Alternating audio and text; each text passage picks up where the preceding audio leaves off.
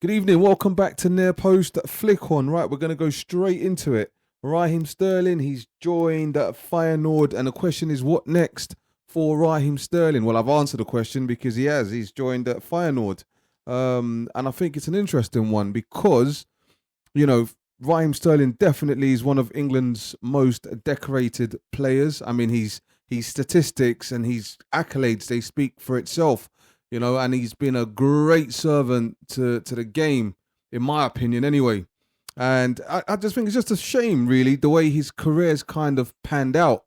I mean, I always felt that he shouldn't have left City when he did to join Chelsea back in 2022. I don't think that was a right move for him at the time.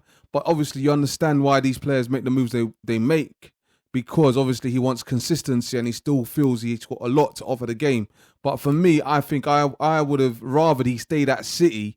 And not to say he'll be a bit part player per se, but I think he could have still stayed at City and, played in the squad. At least, he would have been getting some game time as opposed to where his career's gone now. I mean, he's at Feyenoord. No disrespect to Feyenoord, but, a player of Sterling's, a player of his caliber, his stature, and his talent should be playing at the highest level.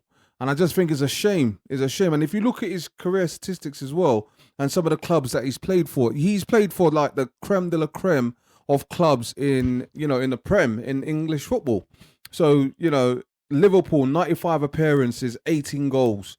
Manchester City. I mean, he thrived the best at City. Manchester City, 225 appearances, 91 goals. And then you look at Chelsea, 59 appearances, 14 goals. And then, of course, Arsenal, 17 appearances, nil point. But at the end of the day, he's still 31 years old. I still feel he's got a lot to offer the game. I just wish that he'd joined maybe another Premier League side even, just so he can get that playing time because he's talented and he's still got a lot to offer the game. But personally, I just feel that he shouldn't have left Manchester City to go to Chelsea. When he made that move, I just thought, you're going to the graveyard. You're going to the graveyard by making that switch. But as I say, clearly he wanted to prove himself somewhere else and he wanted to apply his trade somewhere else. And I don't think he was forced out at City because he had the option to stay and he could have stayed.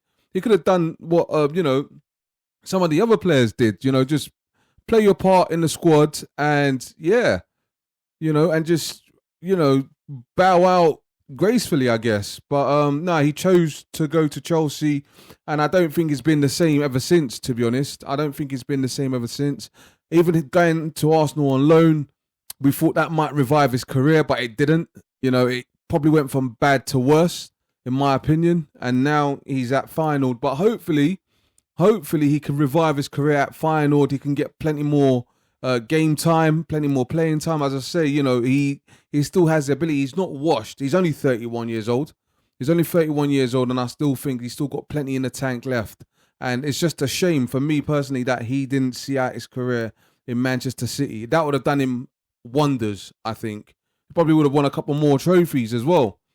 But he didn't. He chose to move on. But yeah, Raheem Sterling, what a player he's been over the years. But yeah, as I say, I'd like him to still thrive. I'd like to see him still thriving at the highest level. But Raheem Sterling has moved on to Feyenoord. But we'll be keeping an eye on him and seeing how he gets on. But yeah, please like, share and subscribe. Thank you.